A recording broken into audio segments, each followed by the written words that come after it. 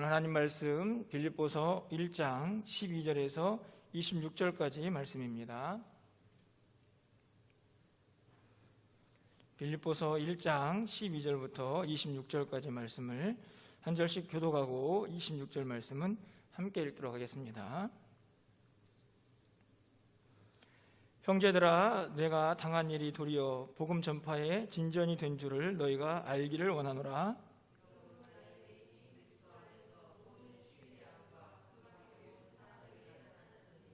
형제 중 다수가 나의 매임으로 말미암아 주 안에서 신뢰함으로 겁없이 하나님의 말씀을 더욱 담대히 전하게 되었느니라.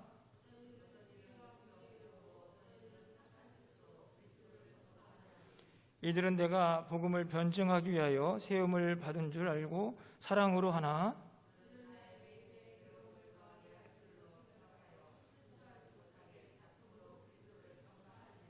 그러므로 무엇이냐 거칠어나 하나 참으로 하나 무슨 방도로 하든지 전파되는 것은 그리스도니 이로써 나는 기뻐하고 또한 기뻐하리라.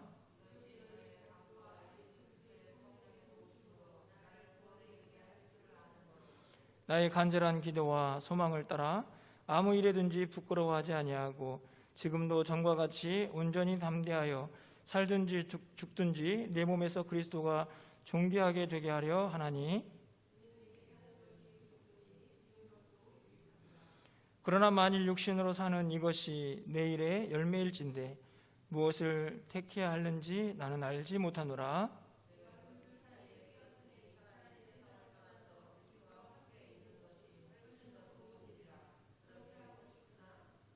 내가 육신으로 있는 것이 너희를 위하여 더 유익하리라.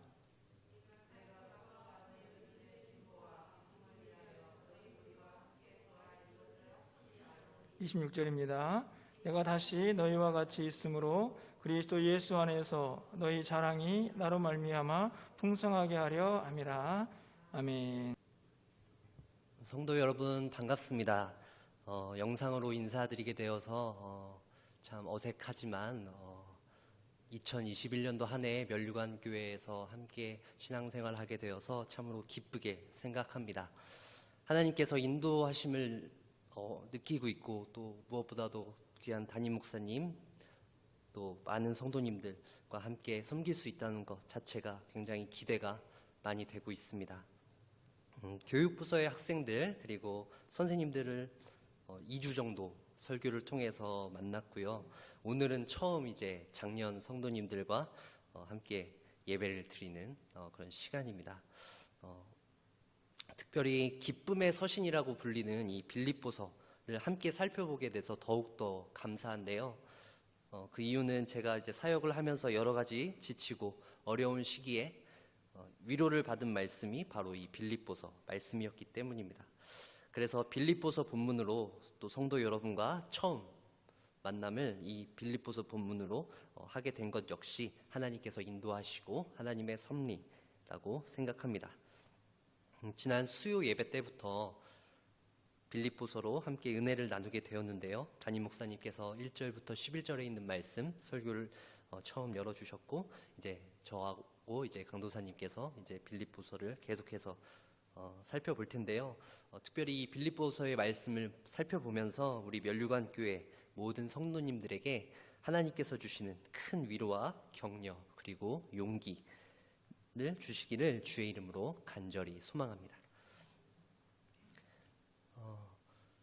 빌립보서 1장 1절에서 11절에 있는 말씀은 사도 바울이 머릿말과 서론에 있는 서론 부분을 나타내게 됩니다. 그리고 오늘 우리가 살펴볼 본문은 그 서론과 머릿말 부분을 지나서 이제 12절부터 시작되어지는데요. 바울 사도가 빌립보 성도들에게 자신의 상황을 이야기하고 있습니다. 지금 바울은 감옥에 갇히게 되었는데 그 바울에 갇히게 된 바울이 두 가지의 열매를 거두게 되었다라고 오늘의 본문을 통해서 이야기하고 있습니다.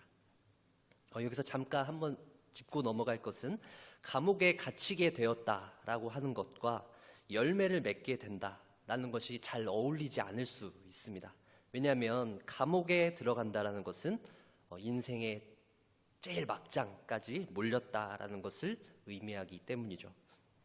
물론 요셉과 같이 감옥 생활 이후에 총리로서 대역전을 이루는 경우도 있긴 하지만 대부분의 경우 감옥이라는 것은 더 이상 회복이 불가능한 최후의 상태까지 갔다라고 여겨지는 상태입니다.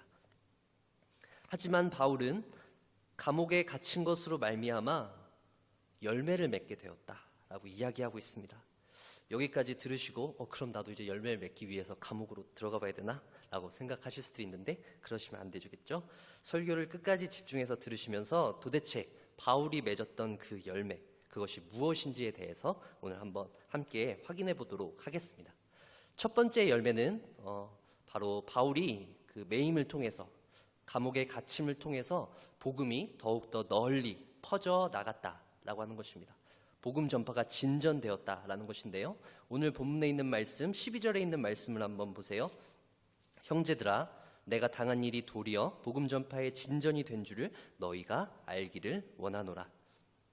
성도 여러분, 바울 사도가 1차, 그리고 2차, 3차 전도 여행을 통해서 얼마나 많이 수고했는지 잘 알고 계시죠? 교통편도 마땅치 않은 그 당시 그 상황에서 굉장히 열악했을 텐데 그렇게 이동하는 데 걸리는 수많은 시간과 비용을 쏟아가며 바울과 그의 일행들은 하나님 나라의 복음을 전하기 위해서 수고하고 노력했습니다. 바울과 그의 일행들이 그렇게 수고하며 복음을 전하는 일에 최선을 다한 것과 반면에 바울이 감옥에 갇힌 상태로 복음을 전하는 것, 이 두 가지를 한번 비교해 보시면 좋을 것 같아요. 어떤 것이 더 상식적으로 생각해 봤을 때, 그리고 효율성을 따져 봤을 때 더 효과가 클까요? 저는 발품을 팔면서 1차, 2차, 3차 여행처럼 수고롭지만 그렇게 돌아다니면서 사람들을 만나고 하는 것이 저는 훨씬 더 효과가 컸을 거다라고 생각이 되어집니다. 하지만 오늘 본문에서 바울이 메인체로 복음을 전했다라고 하는 내용을 보면 1차, 2차, 3차 전도 여행과 뒤지지 않을 정도로 엄청난 진전이 있었던 것으로 보입니다. 계속해서 13절에 있는 말씀 보겠습니다. 이러므로 나의 매임이 그리스도 안에서 모든 시위대 안과 그 밖에 모든 사람에게 나타났으니. 바울의 감옥 생활은 시위대 안과 밖의 모든 사람에게 그리스도 안에서 나타나게 되었습니다. 즉 바울이 매인 것은 그가 지은 죄로 일한 것이 아니기 때문에 바울의 모습은 굉장히 위풍당당했던 것입니다. 그가 만나게 되는 사람들에게 바울은 그리스도의 복음을 전했고 그의 언행을 통해서 시위대 안과 밖의 사람들이 바울과 함께 하시는 그리스도를 볼 수 있었습니다. 바울의 감옥 생활은 아무것도 할 수 없는 최악의 장소가 아니라 많은 사람들이 바울을 통해서 예수 그리스도 안에서 교제하고 복음을 들을 수 있는 새로운 기회가 된 것입니다. 14절에 있는 말씀 계속해서 보시겠습니다. 형제 중 다수가 나의 매임으로 말미암아 주 안에서 신뢰함으로 겁없이 하나님의 말씀을 더욱 담대히 전하게 되었느니라. 그리고 바울뿐만 아니라 형제 중 다수의 사람들이 하나님의 말씀을 더욱 담대히 전하게 되었습니다. 하지만 안타깝게도 다수의 형제들은 두 부류로 나누어지게 됩니다. 한 부류의 사람들은 투기와 분쟁으로 복음을 전파했고요. 다른 부류의 사람들은 착한 뜻으로 그리스도를 전파했습니다. 착한 뜻으로 전하는 사람들은 또 사랑으로 했다라고 16절에 기록되어져 있고요. 투기와 분쟁으로 하는 사람들은 바울에게 괴로움을 더하게 할 생각으로 또 순수하지 못하게 다툼으로 그리스도를 전파했다라고 17절에 기록되어져 있습니다. 형제 중 다수라고 하는 바울의 말을 통해서 우리는 이 사람들이 당시 유대의 율법주의를 강조했던 거짓 교사들과는 다른 사람들이라는 것을 알 수 있어요. 형제라고 했기 때문이죠. 그들이 전하는 하나님의 말씀, 예수 그리스도의 복음에 대한 내용은 큰 문제가 없었습니다. 정작 중요한 것은 그것을 전하는 그 사람들에게 문제가 있었던 것입니다.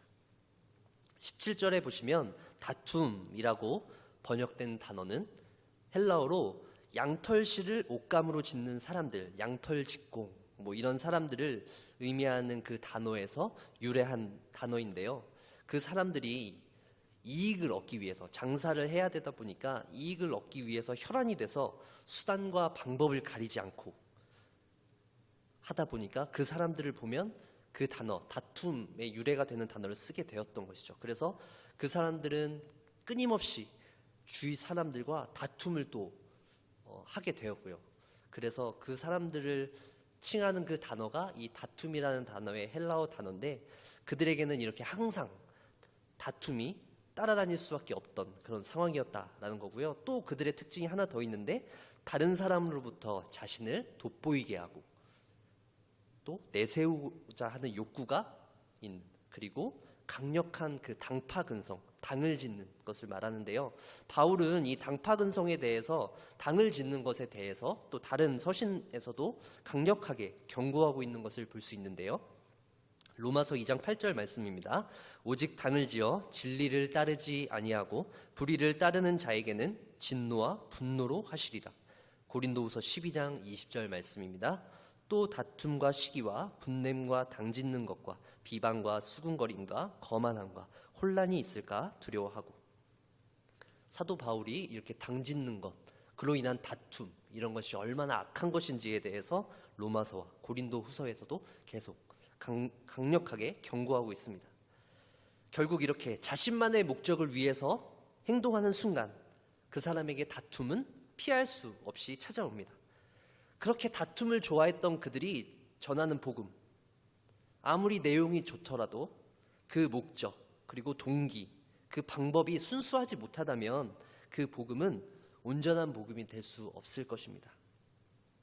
그들은 하나님의 말씀과 예수 그리스도의 복음을 전하지만 여전히 마음속에는 다른 사람들로부터 인정받고 싶고 다른 사람들보다 우월함을 나타내고 싶은 마음이 가득 차 있었던 것입니다. 그리고 무엇보다도 그들이 듣고 싶었던 말, 그게 있는데요. 바로 바울보다 우리가 더 낫다라고 하는 말이에요. 결국 그들이 전한 복음은 그리스도를 위한 것이 아니고 바울을 괴롭히고 자신들의 만족을 위한 것이었습니다. 계속해서 18절에 있는 말씀을 보시겠습니다. 그러면 무엇이냐? 거칠애로 하나 참으로 하나 무슨 방도로 하든지 전파되는 것은 그리스도니 이로써 나는 기뻐하고 또한 기뻐하리라. 우리는 여기서 하나님께서 다툼을 좋아하는 그들이 전하는 복음까지도 사용하신다는 사실을 기억해야 합니다. 그래서 바울 사도 역시 자신을 향한 그들의 공격이 굉장히 뼈아픔에도 불구하고 인정하기 싫음에도 불구하고 기쁘다라고 말하고 있습니다. 왜냐하면 그리스도가 널리 전파되고 있기 때문이죠. 그는 비록 감옥에 매여 있지만 복음은 날이 갈수록 널리 전파되어져 가고 있는 것입니다. 하나님께서는 선하신 분이시지만 그들의 잘못된 동기와 방법들마저도 사용하시는 모습을 우리는 볼 수 있습니다. 작년 2020년은 우리 면류관 교회가 50주년을 맞는 해였습니다. 50년 동안 이 교회에서 하나님의 말씀이 선포되어지고 하나님의 백성들이 믿음을 지킬 수 있도록 해주신 하나님께 감사하며 기대감을 가지고 여러 가지 계획들을 세웠을 거다라고 생각되어지는데요. 안타깝게도 코로나라고 하는 전염병으로 인해서 모든 것들이 어그러지는 경험들을 했습니다. 우리 교회뿐만이 아닙니다. 그렇게 많은 사람들이 작년 한 해에는 각자 가지고 있었던 여러 가지 기대, 부푼 꿈들이 좌절되는 그런 일들을 겪었습니다. 저 역시도 마찬가지인데요. 제가 전임 사역을 하다가 작년에 이제 송곡고등학교라고 하는 곳에서 종교 강사 생활을 하기 시작했습니다.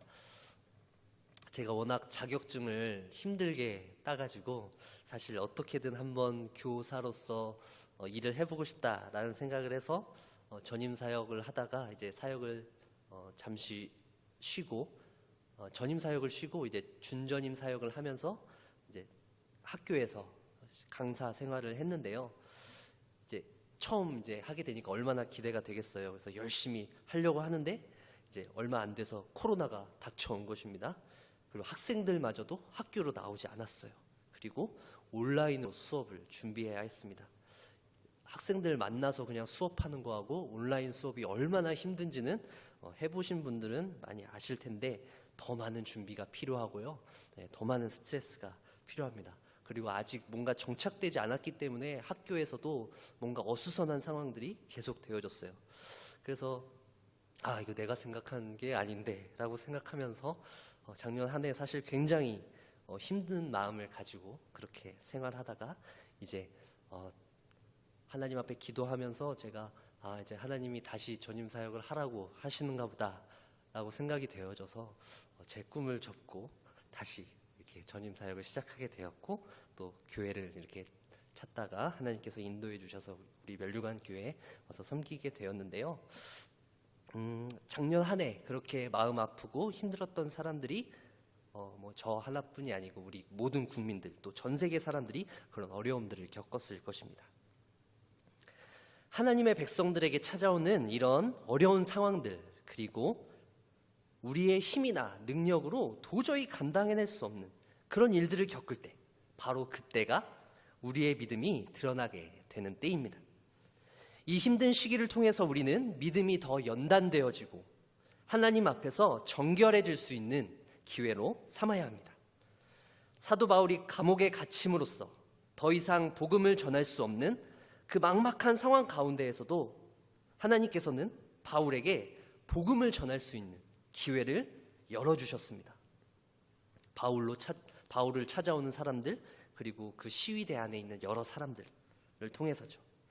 그리고 복음이 갇히는 것이 아니라 복음이 위축되는 것이 아니라 하나님 나라의 복음이 계속해서 전파되는 것, 진전되는 것을 보게 하심으로써 바울과 그리고 현대를 사는 우리에게 하나님께서는 다시 한번 말씀하고 계십니다. 지금 당장 우리 눈에는 아무것도 할 수 없고 그동안 우리가 해온 모든 노력들이 한꺼번에 다 사라지는 것만 같은 굉장히 힘든 이 시기에 우리는 살아계신 하나님 앞에 다시 한번 서게 될 것이라는 것을 잊어서는 안 됩니다. 그러므로 우리는 낙심하고 절망하는 것이 아니라 이런 상황 가운데서 하나님의 뜻을 발견하고 때로는 우리가 생각하지 못한 방법으로 일하시는 하나님의 이 손길을 경험하며 하나님 앞에 담대하게 나아가는 우리 멸류관 교회 모든 성도님들 되시기를 간절히 소망합니다. 우리 두 번째로 바울이 거둔 열매가 있는데요. 그것이 무엇이냐 하면은 그것은 바로 삶과 죽음에 대한 바울의 생각을 다시 생각하게 되었다라는 것입니다. 삶과 죽음에 대한 바울의 생각이 고쳐지게 되었다. 다시 한번 생각해 보게 되었다라는 것인데요. 바울이 감옥에 갇히게 되었다라고 하는 소식은 그 소식을 들은 빌립보 교회 성도들의 심정은 어땠을까요? 19절에 그들의 마음이 좀 나타나 있는데요. 이것이 너희 간구와 예수 그리스도의 성령의 도우심으로 나를 구원에 이르게 할 줄 아는 고로 너희의 간구라고 되어져 있죠. 빌립보 성도들은 바울을 위해서 간절히 기도했을 것입니다. 바울이 하루속히 석방될 수 있도록 간절히 기도했습니다. 바울 역시 자신이 석방될 뿐만 아니라 구원에 이르게 될 줄을 확신했습니다. 그리고 빌립보 성도들과 다시 함께하게 될 것을 확신하고 있는 것을 볼 수 있어요. 25절, 26절에 있는 말씀을 한번 보세요. 내가 살 것과 너희 믿음의 진보와 기쁨을 위하여 너희 무리와 함께 거할 이것을 확실히 아노니 내가 다시 너희와 같이 있으므로 그리스도 예수 안에서 너희 자랑이 나로 말미암아 풍성하게 하려 함이라. 바울은 도대체 어떻게 그들과 함께 할 수 있을 거다라고 확신할 수 있었을까요? 바로 그것은 삶과 죽음에 대한 그의 태도에 대해서 바로 그런 확신이 생긴 것임을 우리는 오늘 본문을 통해서 알 수 있습니다. 21절과 24절에 있는 말씀을 보시면 이는 내게 사는 것이 그리스도니 죽는 것도 유익함이라. 그리고 24절에 또 보시면 내가 육신으로 있는 것이 너희를 위하여 더 유익하리라. 죽는 것도 유익하고 또 너희를 위하여 내가 육신으로 있는 것이 더 유익하다라고 이야기하고 있습니다. 23절에 보시면 내가 그 둘 사이에 끼었으니 여기서 끼어 있다라고 하는 말은 붙들려 있다라고 하는 말이에요. 삶과 죽음이라는 이 두 존재에 대해서 붙들려 있다. 이렇게 멱살을 강력하게 붙들려 있는 상황을 말하는데요. 이쪽도 갈 수 없고 저쪽도 갈 수 없는 그런 상황 가운데 있다라고 말하는 것이 바로 바울의 말입니다. 바울은 세상을 떠나서 그리스도와 함께 있는 것이 자기에게는 훨씬 더 좋은 일이라고 말합니다. 하지만 빌립보 성도들을 생각하면 그들과 함께 있는 것이 더욱 유익이다라고 말하고 있는 것입니다. 인생에 있어서 삶과 죽음에 대해서 성경이 말하고 있는 것을 바울을 통해서 우리는 깊이 생각해 볼 수 있어요. 우리 모든 인생들은 유한합니다. 모든 사람은 죽게 됩니다. 그리고 죽음 이후의 삶은 영원한 생명과 영원한 형벌로 나누어져 있습니다. 영원한 형벌을 받고 싶어 하는 사람은 없을 것입니다. 모두가 이 땅의 삶을 마치고 나면 평안한 안식에 들어가길 바라고 있습니다.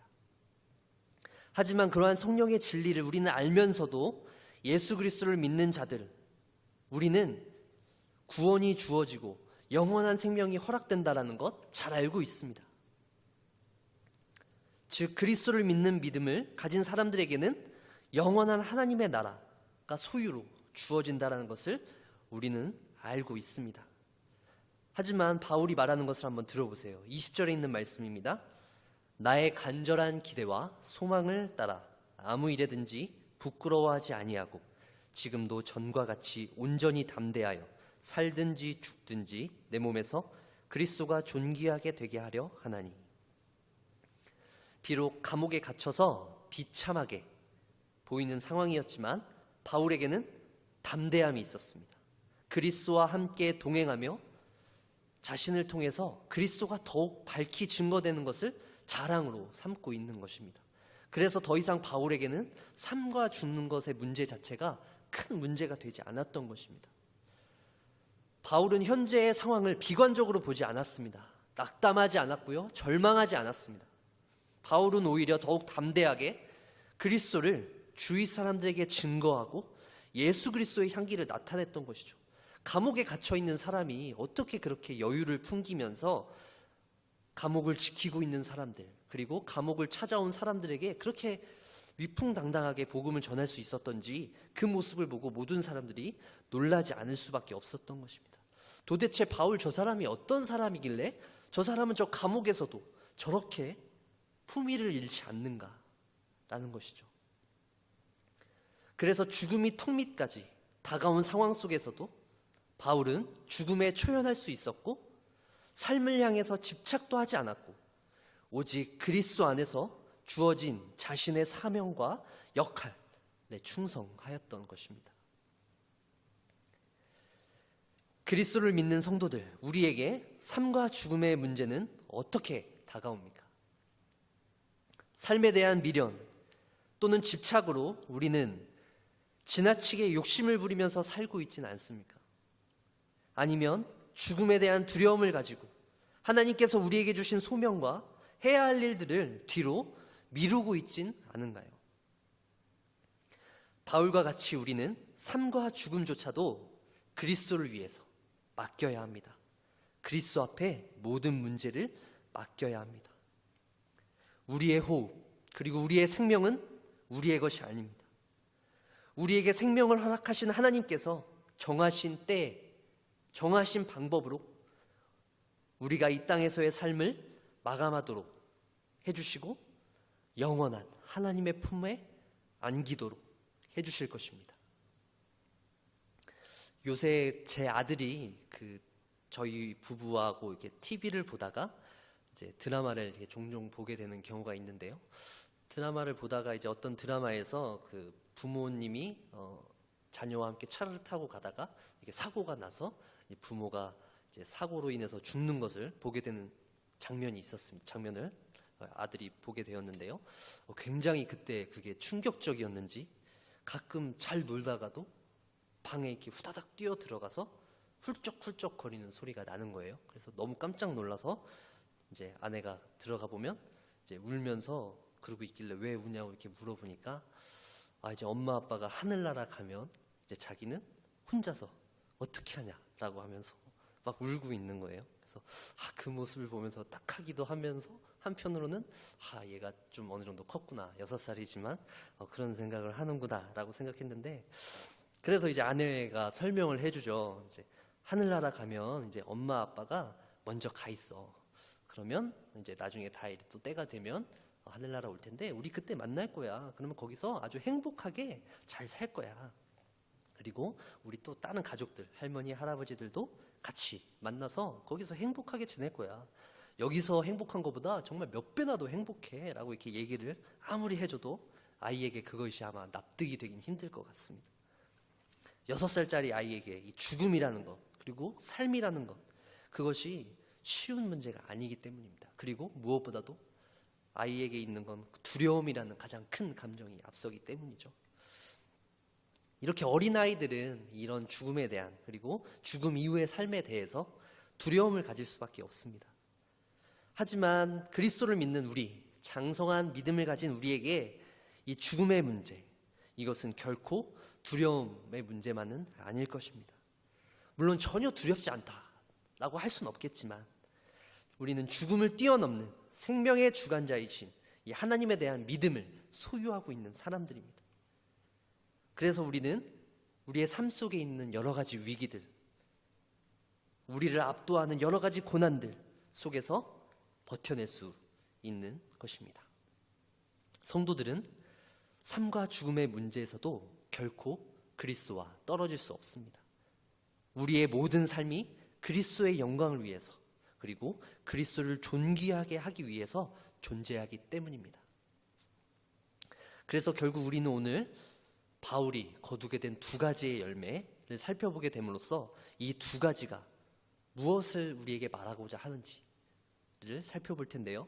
결국 바울 사도는 이 2가지 열매가 우리를 그리스도에게로 우리의 모든 관심을 집중시킨다라고 하는 사실을 기억해야 합니다. 21절에 있는 말씀을 보세요. 이는 내게 사는 것이 그리스도니 죽는 것도 유익함이라. 이 구절의 의미는 바울이 예수 그리스도를 안에 모시고 산다라고만 보기는 어렵고, 조금 더 그 의미를 해석해 본다면 내 안에, 바울의 안에 그리스도께서 살고 계신다.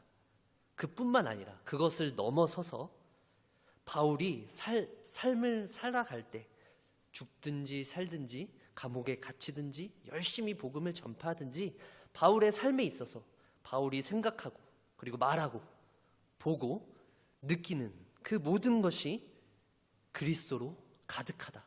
바울의 모든 관심은 그리스도이다 라고 말하는 것입니다. 고린도전서 10장 31절에서도 바울이 말했죠. 그런즉 너희가 먹든지 마시든지 무엇을 하든지 다 하나님의 영광을 위하여 하라. 우리가 무엇을 먹고 무엇을 마시든지 다 하나님의 영광을 위해서 해야 한다는 말 잘 기억하고 있습니다. 그것 역시도 바울의 말입니다. 갈라디아서 2장 20절에도 있는데요. 바울의 말을 들어보세요. 내가 그리스도와 함께 십자가에 못 박혔나니 그런즉 이제 내가 사는 것이 아니요 오직 내 안에 그리스도께서 사시는 것이다. 여기서도 바울은 그리스도께서 내 안에 사시는 것이다 라고 말하고 있습니다. 바울은 자신의 모든 삶과 사역은 그리스도와 함께 했다라고 말하고 있습니다. 바울 역시도 인간이었어요. 그도 부족한 면이 많았습니다. 연약한 사람이었습니다. 하지만 바울에게 있어서 가장 중요한 것은 그럼에도 불구하고 나는 그리스도를 위해서 내 모든 삶을 드리겠다라고 고백한 사람, 그리고 그것을 위해서 노력한 사람이다라는 것입니다. 자신의 이기적인 목적과 유익을 위해서 복음을 전하는 사람들과는 달리 바울과 또 착한 뜻을 따라 복음을 전했던 또 다른 형제들은 오직 그리스도의 영광만을 위해서 살아가는 사람들입니다. 그리스도가 우리의 삶의 모든 것이 되시고 중심이시고 최고의 관심사가 되어야 한다라는 것입니다. 사실 이 문제에 있어서 가장 와닿는 것은 바로 목회자인 제 자신, 또 지금 이 자리에서 여러분들에게 목소리를 높여서 주장하고 있는 제 자신입니다.